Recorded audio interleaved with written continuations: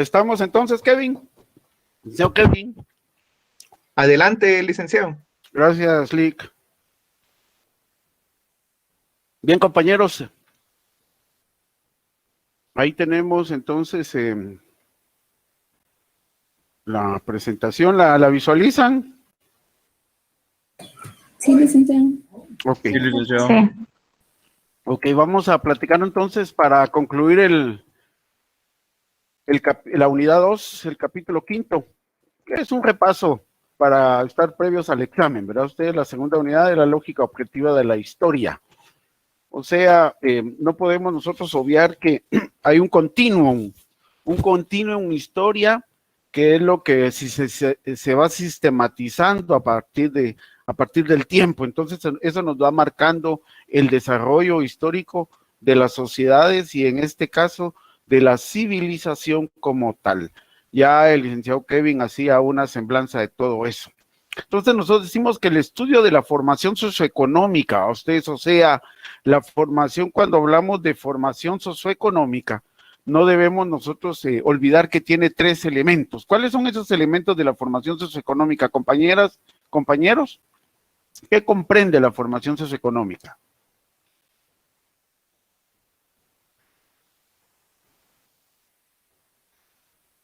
Los escucho. ¿Qué comprende la formación socioeconómica? ¿Qué categorías se encuentran en ella? Entonces aquí dice, ¿verdad? Permitió comprender la estructura de la sociedad y la correlación de los elementos que la integran. Comprender la estructura de la sociedad y la correlación de los elementos que la integran. Que hay varias cosas que vamos a puntualizar. Este análisis dice, preferentemente estático de la sociedad, la disección de esta y el estudio de cada uno de los principales fenómenos en interacción, ofrece la primera fase de entenderla científicamente, pero es indispensable pasar a la siguiente etapa de la investigación, ya que la sociedad no sea estática, sino que está en constante proceso de desarrollo. Esto explica mediante la relación de las leyes del desarrollo de la producción material, que nos muestra que de cada ella depende todos los aspectos restantes de la vida social, lo que permite al materialismo histórico poner en manifiesto la lógica objetiva del desarrollo. O sea, la lógica objetiva del desarrollo se explica a través de las leyes del desarrollo de la producción material. Vamos a detenernos un poco ahí. Bueno, la formación socioeconómica, nosotros no podemos olvidar, compañeros, que está manifiesta en 3 elementos. ¿Cuáles son esos? La base económica, o sea, el modo de producción. El modo de producción es un elemento. Luego las clases sociales, en este caso la dicotomía de clases, dependiendo de esa base económica, a qué ya la base económica crea clases sociales. Esas clases sociales dependen de esa base económica, ya sea esta primitiva, ya sea esta esclavista, feudal, capitalista. Y luego la superestructura. Entonces, en toda formación socioeconómica vamos a encontrar los 3 elementos. ¿Cuáles son esos elementos? 1, base económica. Esa base económica puede ser de varios tipos, ¿verdad? La base económica esclavista. ¿Qué otra? Feudal. ¿Otra base económica? ¿Qué otro régimen económico? Esto también lo vamos como régimen económico, ¿verdad? Régimen económico. ¿Qué otro hay, compañeras, compañeros? Esclavista. ¿Cuál es el otro? El feudal y el capitalista.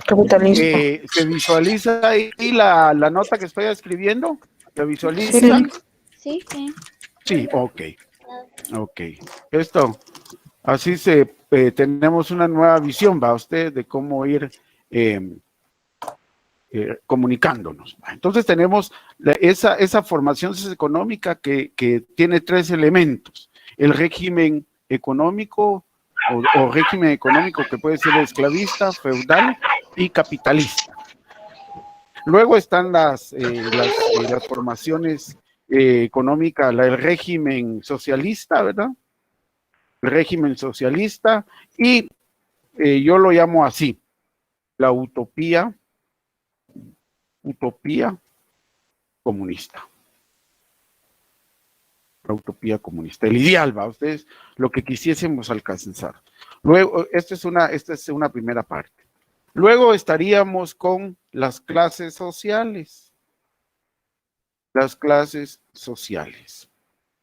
Las clases sociales del esclavismo, ¿cuáles son? ¿Cuáles son las clases sociales del régimen esclavista?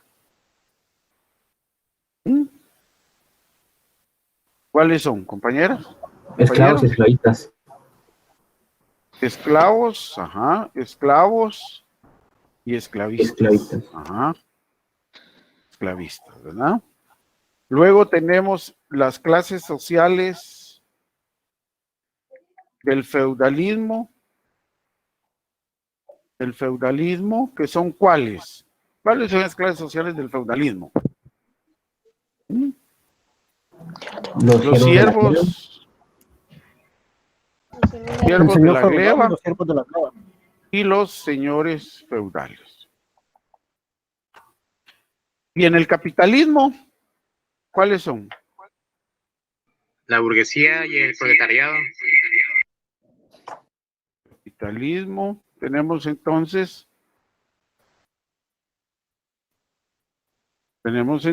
exacto, la burguesía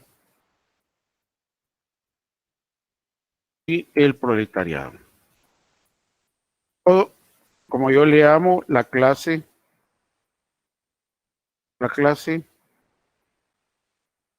trabajadora, ¿verdad? Trabajadora. Y en el socialismo, ¿cuáles son? ¿Cuáles son las clases sociales en el socialismo?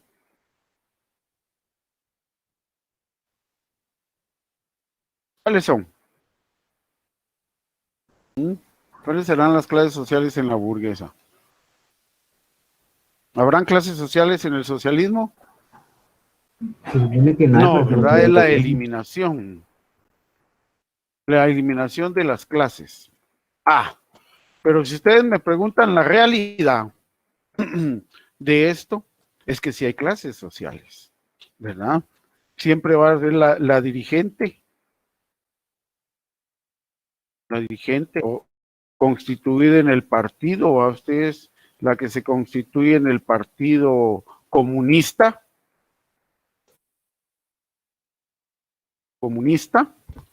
¿verdad? Siempre va a existir el ejército, como tal, ¿verdad? O sea, esto es un proceso. Y un tercer elemento de la formación socioeconómica es la supraestructura. ¿De qué se compone la supraestructura, compañeros? Compañeras, ¿qué compone la supraestructura? ¿El modo de producción? El modo de producción, no, ya el modo de producción dijimos que pertenece a la base. ¿Qué es la supraestructura? ¿De qué se compone la supraestructura?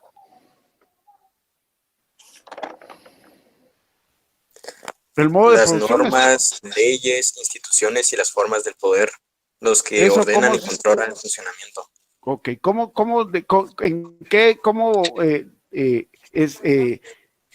describimos eso? Esa descripción que usted nos ha dicho es así, pero ¿cómo lo ubicamos dentro de la superestructura? La superestructura jurídica política. Entonces, cuando hablamos de superestructura, nosotros vamos a ubicarlo como el Estado. La superestructura es el Estado, ¿verdad? Para que el Estado sea real, nosotros lo visualizamos a partir del gobierno. Ese gobierno tiene una manifestación de organismos, o sea, los organismos del Estado. esos organismos del Estado, en el caso nuestro, que es un Estado republicano,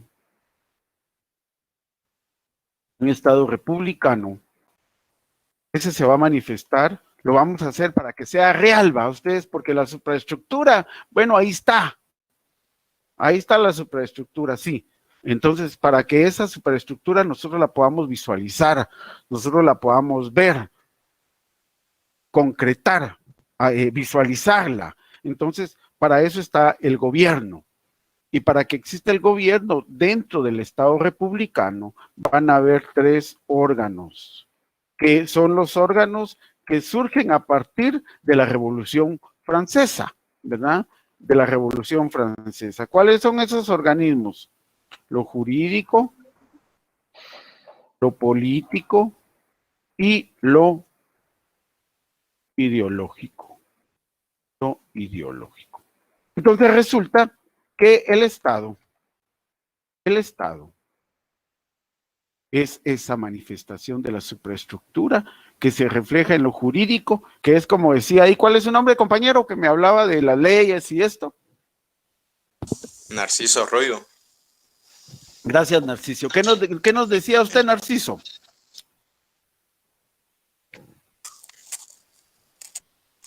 Sobre la superestructura jurídica y política. Ok. Son las normas, decía, ¿verdad? Esas normas que están dentro de lo jurídico, las leyes, ¿verdad? Ese ordenamiento tiene una formulación, ¿verdad? Ustedes, la máxima fórmula de ordenación de eso jurídico está contenida en lo que nosotros conocemos en la Constitución política, ¿verdad?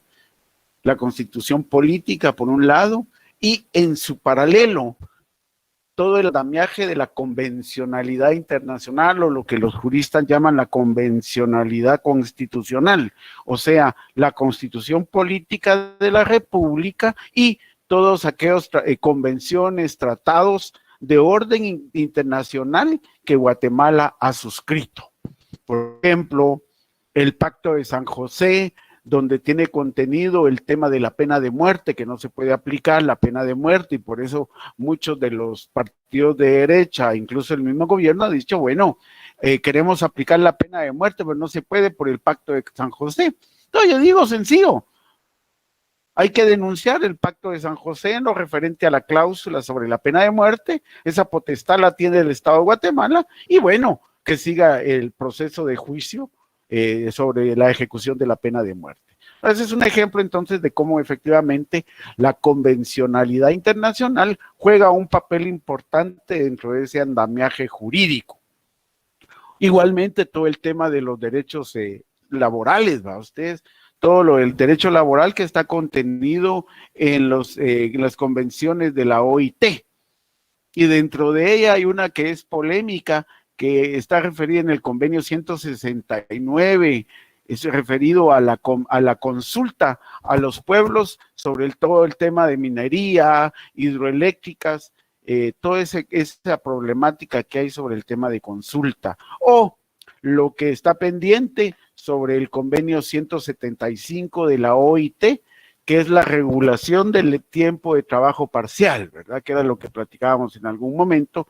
Si a ustedes ahora lo tienen contratado por 8 horas, usted trabaja en un banco, por decir algo, trabaja en un banco 8 horas y el día de mañana, ya cuando llegase a pasar esta iniciativa que se sustenta en el convenio 175 de la OIT, a usted ya no lo van a contratar 8 horas, sino que solo 3, ¿verdad? Y le van a pagar por esas 3 horas, pero aquí hay una serie de problemas. Uno, la misma Constitución regula el horario de trabajo, que no puede ser menor de 8 horas, dice. Ese es un problema. Luego el tema del IX, ¿verdad? De la Seguridad Social, porque la tabla de cobro para ser afiliado al IX tiene una tabla de un porcentaje de salario que está fincado sobre 8 horas. Entonces, cuando hablamos de formación socioeconómica, es importante entonces considerar estos 3 elementos que hemos platicado, ¿verdad? Ustedes, 1, la base económica; 2, el tema de las clases sociales; y 3, el tema de la supraestructura. Eso es lo que comprende efectivamente la formación socioeconómica, ¿verdad?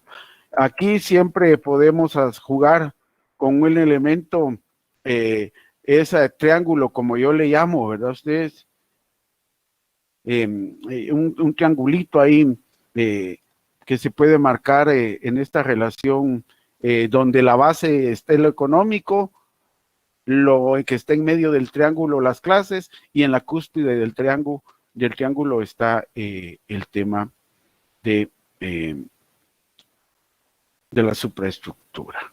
Y entonces por eso tenemos aquí este cuadrito a ustedes que me marca el tiempo, esa temporalidad, ¿va? Eso explica mediante la revelación del desarrollo, manifiesta en la lógica objetiva del desarrollo.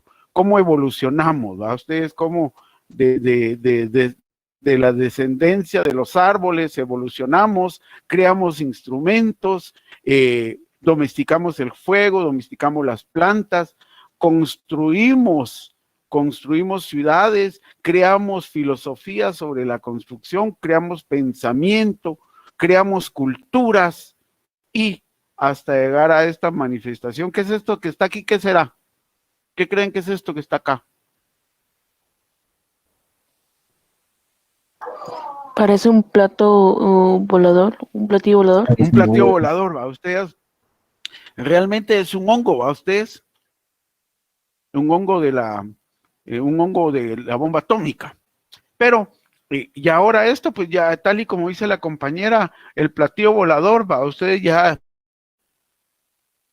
van a ver expediciones comerciales para viajar a la luna, ¿va? Ustedes, para viajar afuera del globo, ya ustedes han visto lo que está haciendo el robot en Marte, ¿va? Ustedes cómo está revisando todo el planeta Marte.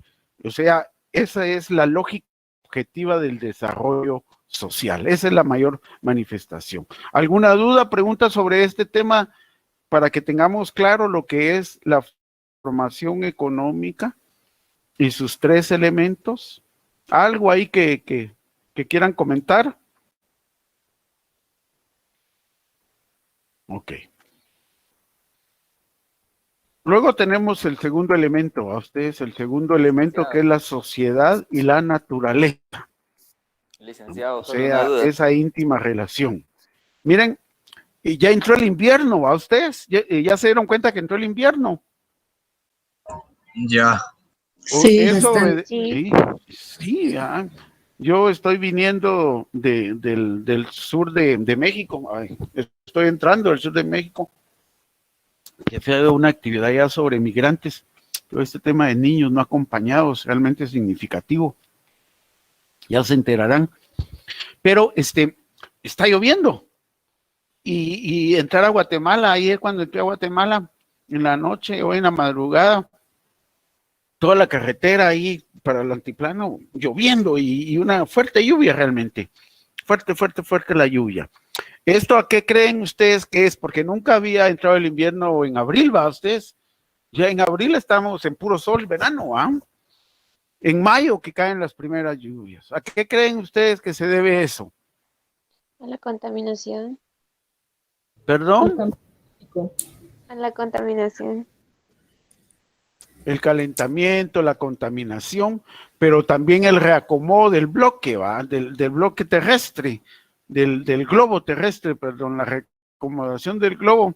Hay una explicación que nosotros creemos que es lógica, ¿va? Ustedes, el año pasado, a partir de marzo, el globo, las sociedades prácticamente entraron en un invernadero, si lo quisiéramos llamar así. Todos nos resguardamos, ¿va? Ustedes, ya no hubo polución, no hubo tránsito, no hubo contaminación. Entonces eso permitió que el globo terráqueo pudiera respirar, decimos nosotros, ¿verdad? Y entonces resulta que hoy que ha entrado el invierno temprano, es el mismo reacomodo del planeta, ¿va? Ustedes, imagínense ustedes lo que pudiera pasar en el planeta si en vez de un año o 9 meses que estuvimos confinados todos, estuviéramos unos 5 años. Y miren cómo se reacomodaría el planeta, ¿va? Ustedes como tal. Entonces dice, la sociedad como una parte especial de la naturaleza, sí, ¿verdad? Que se rige por la acción de sus propias leyes internas, una de las leyes internas de la naturaleza, como habíamos en algún momento platicado, es efectivamente el tema referido a la ley de la gravedad. No puede existir ni desarrollarse al margen de esta, ya que las condiciones naturales influyen en su desarrollo, mas no lo determinan. ¿Cuál es la importancia metodológica de esta cuestión como tal? Bueno, ¿cómo el ser humano influye en la naturaleza? ¿Va? Ustedes, ¿qué obtiene el ser humano de la naturaleza? ¿Qué obtenemos de la naturaleza, compañeras, compañeros? Materia Aire. prima. Bienes. Materia prima. Bienes, materia prima. Alimentos. Ajá.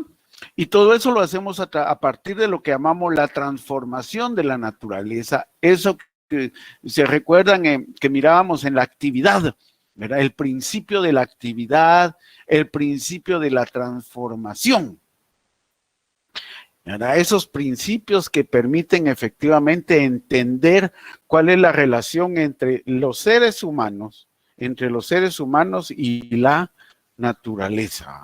Y cuando hablamos de eso, entonces estamos haciendo referencia a cómo los seres humanos transformamos, ¿verdad? Ustedes, o sea, los seres humanos, ¿qué hacemos? Transformamos, ¿verdad? Transformamos para obtener nuestros bienes y servicios. Transformamos la naturaleza. Transformamos la naturaleza. Si esto es así, entonces dice que la naturaleza es una condición necesaria y eterna para la existencia del desarrollo de la sociedad. La conexión entre sociedad y la naturaleza se establece más que nada a través de la producción, O sea, cómo transformamos la naturaleza para producir, que encuentra en ella su base natural y por esto mismo ejerce su influencia tanto en la producción como en el desarrollo social.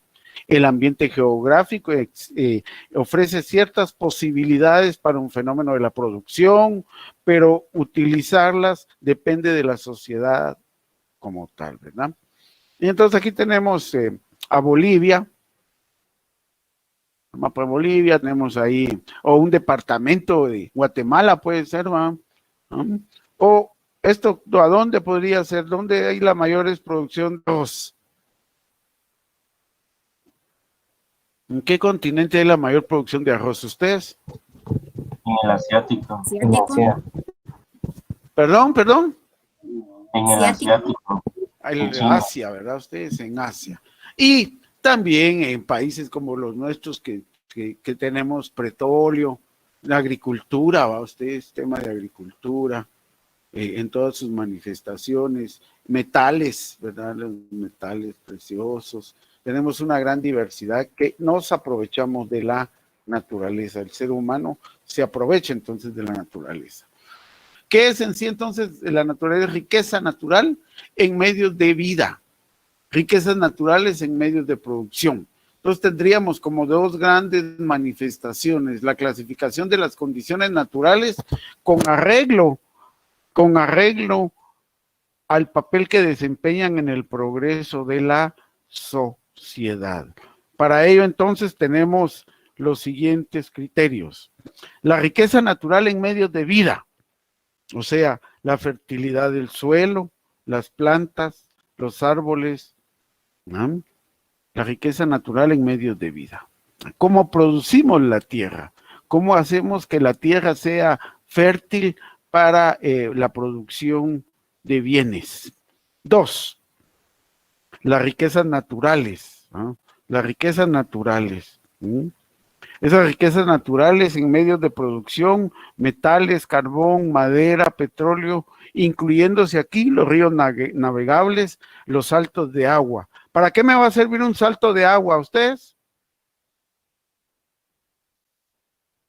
¿Para qué me sirve un salto de agua? ¿Qué obtengo de un salto de agua? ¿Para qué me puede servir? ¿Perdón? Para el cultivo, licenciado. Cultivo 1, 2, ¿qué otra cosa? Para los animales. Animales 3, Ganado. ¿perdón? ¿Para qué me puede servir un salto de agua? Un salto de agua me puede servir para producción de hidroeléctrica, ¿va? De energía hidroeléctrica. Claro que los ríos también, ¿verdad? Como tal. Pero el viento, ¿va? Ustedes, yo ayer pasaba por ahí por lo que se llama La Ventosa, ahí entre Arriaga y Tapachula, ¿va? Ustedes son kilómetros de energía eólica, ¿verdad? Es enorme la producción eólica del estado y además es el estado de Chiapas, ¿verdad? Lo que se concesionó en el tratado en la anexión a México, en el virreinato de Iturbide, ¿verdad? Ustedes toda la parte de Chiapas y Soconusco, complicadísimo realmente ese tema.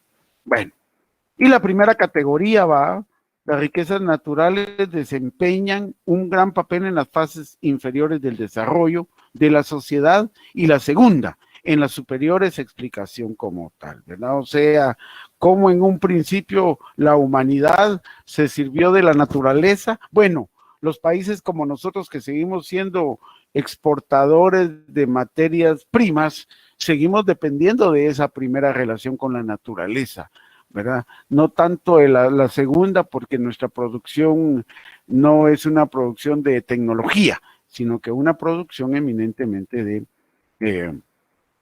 de materias primas. Bueno, luego está el determinismo geográfico, o sea, que el lugar que jugamos en el planeta, dónde estamos ubicados en el planeta. Entonces el determinismo geográfico dice, los hombres no se adaptan simplemente al medio ambiente, como ocurre en la naturaleza viva, sino que lo modifican superando la influencia muchas veces desfavorable del ambiente natural, los peligros que entrañan a la influencia controlada del hombre de la naturaleza, la necesidad histórica de hallar posibilidades y medios para conjugar ese peligro. Lo que ustedes han platicado a ustedes. El tema del cambio climático, ¿producto de qué es? ¿De qué es producto del cambio climático? De nosotros. De nosotros, ¿por qué? Contaminación. ¿Por la producción? La producción, porque nosotros no cuidamos el medio ambiente. Perdón. Compañero. Porque no cuidamos el medio ambiente. No cuidamos el ambiente. Tres, ¿quién más? Queremos ¿Quién más me da sacar otro? el máximo provecho a la explotación de la tierra. Solo buscamos El máximo nuestros beneficios. provecho, la explotación de los recursos. ¿Qué más hay ahí?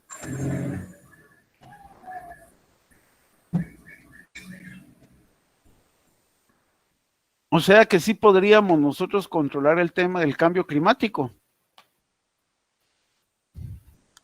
Sí, ¿verdad? Sí lo podríamos controlar. Es cuestión de un ordenamiento. Miren, ahora dice cuántas toneladas de basura sacaron de Puerto de San José.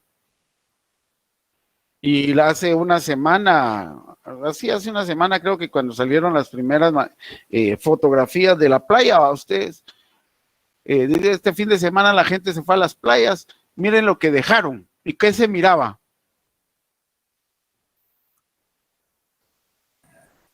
Basura. Grandes cantidades de basura. ¿Y eso lo podríamos evitar? Sí. Sí, ¿verdad? Sí, lo podríamos evitar. Entonces, esto está íntimamente relacionado, como digo, a ese determinismo geográfico.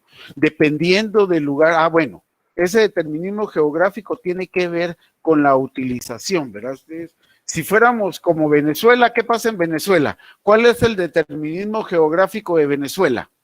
¿Qué produce Venezuela? Miseria, me van a decir, ¿no? Petróleo. Petróleo, ¿va? ¿Eso está condicionado por su posición geográfica? Sí. Sí, ¿verdad? Sí, ¿verdad? O sea, la posición geográfica y la utilización de la sociedad de los recursos es sumamente importante, ¿verdad?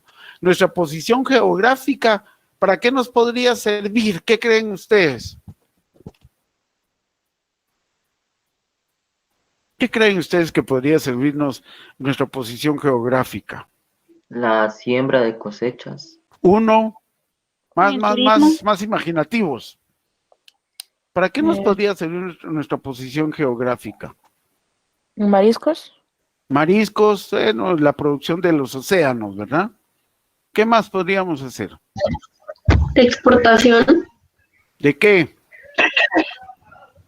De café. De café. Ok. Miren, estamos pensando en lo que tenemos, ¿va? Ustedes, en aprovechar los mares para los mariscos, en café, ¿verdad? Pero realmente en nuestra posición geográfica nos podría poner en otras condiciones. ¿Por qué en nuestra posición geográfica?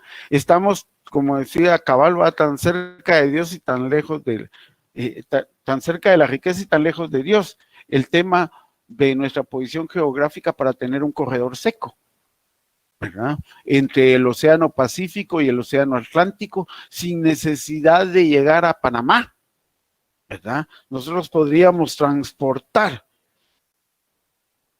¿verdad?, con ferrocarriles, ¿verdad?, de Puerto de San José o de Puerto Quetzal a Puerto Barrios, con un tren veloz, a ustedes, en menos de 5 horas estaríamos transportando mercadería, aprovechando nuestra posición geográfica, y tanto que se ha hablado de eso, ¿verdad? Tanto que se ha hablado de eso, pero realmente seguimos pensando en que la agricultura, el café, nos va a sacar de la pobreza, y eso jamás nos va a sacar de miserables. Tenemos que ser creativos, y los obligados a ser creativos, ¿quiénes son? Los jóvenes, ustedes, ¿verdad? Ustedes que están generando nuevas condiciones en el país. Esa responsabilidad nos corresponde. Entonces, el canal seco entre el Atlántico y el Pacífico, ¿qué no nos podría generar? Ese canal seco para que las mercancías circulen de Guatemala a Estados Unidos, ¿va ustedes? En 12 horas, ¿verdad? O sea, nuestra posición geográfica es básicamente mal utilizada. Y de ahí entonces resulta que la posición geográfica que la visualizaron los ingleses, ¿en dónde visualizaron posición geográfica los ingleses?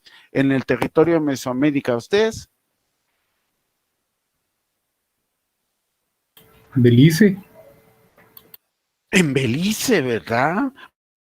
Miren cómo Belice, cómo los ingleses se apoderan estratégicamente de Belice. Es por posición estratégica, ¿verdad? Geoestratégica, eso es, ¿verdad? Y luego, ¿qué otra porción en América tienen los ingleses? Estados Unidos. No. Argentina. Argentina con las Malvinas, ¿verdad ustedes? Argentina con las Malvinas. Y ahí tenemos el triángulo, ¿verdad ustedes? El triángulo del control y del dominio inglés en el continente americano. Lo que pasa es que no visualizamos el porqué de estos fenómenos internacionales y por qué Inglaterra está en Belice y por qué Inglaterra está en las Malvinas.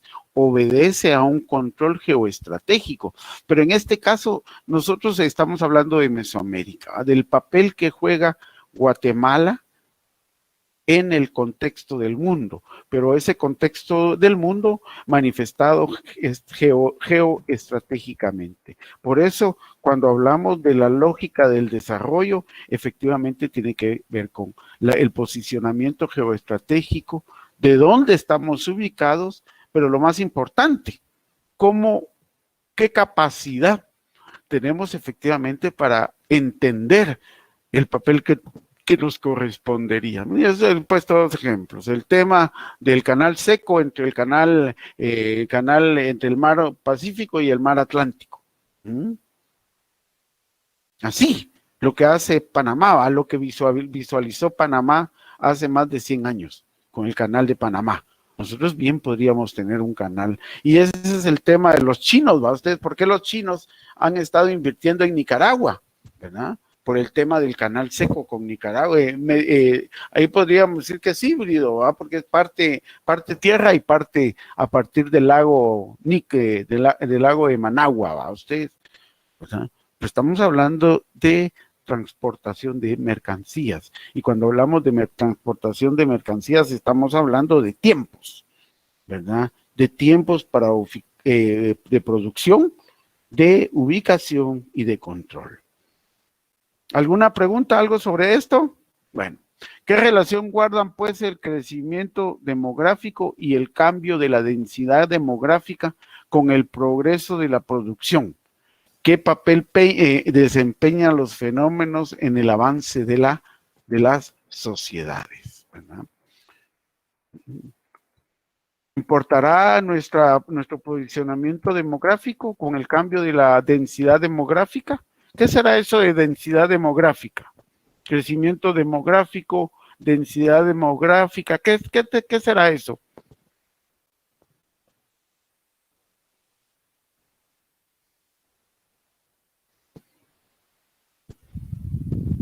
¿Alguien? ¿Cómo crecemos, verdad? Ustedes, ¿cómo nos ubicamos en los territorios, verdad? Una población altamente, con población altamente densa, ¿verdad? ¿Qué produce? ¿Ah? ¿Qué satisfactores necesitamos como sociedad para poder cumplir con las metas de sociedad? Bueno. El crecimiento de la población, dice, es un factor necesario y eterno para el desarrollo de la producción y de la sociedad, pero no es un factor determinante del desarrollo social. Si determinase el desarrollo social a mayor densidad demográfica, habría una producción más elevada y un régimen social más avanzado, pero la misma realidad nos muestra que no sucede así. Explicación y ejemplos: no existe ninguna ley abstracta al margen de la historia concreta. El crecimiento de la población, Karl Marx demostró que cada régimen social rige una ley específica del crecimiento de la población. De ahí entonces tenemos los factores del crecimiento de la población. Natalidad, o sea, ¿cuáles son esas demostraciones de Marx? Uno, diferencia de la ley de población en el capitalismo con otros regímenes económicos, el análisis de las políticas de control de la natalidad y el maltusianismo y el neomaltusianismo como manifestaciones del crecimiento de la población. ¿Alguna duda, compañeros, compañeras? ¿Algún comentario? Bien. Entonces, revísense eso para estar, yo concluiría esta presentación el miércoles para poder que estemos listos para nuestro examen. ¿Alguna duda, compañeros, compañeras? No, licenciado. No, ni uno, lección.